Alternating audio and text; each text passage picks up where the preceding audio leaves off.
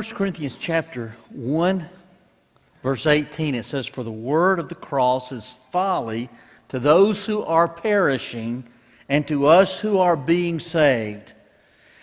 Now those who are perishing and us who are being saved, it might not mean much to you to say this is present participle, but what it's indicating is it's an ongoing process.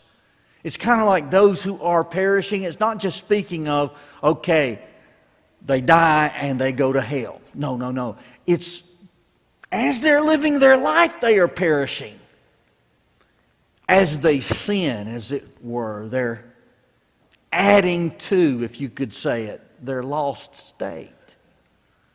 But then he says, but to us who are being saved, there's a sense in which we are saved from our past sins. Forgiveness. What takes place, Acts 2:38, at baptism.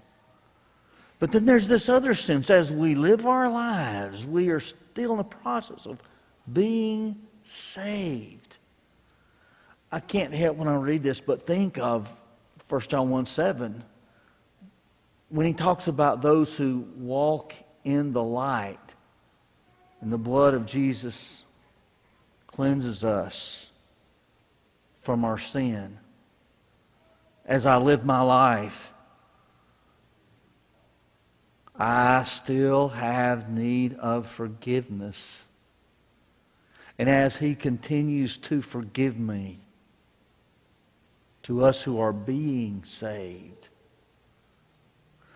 But if I were to say, okay, which group you want to be in? You want to be the ones who are perishing?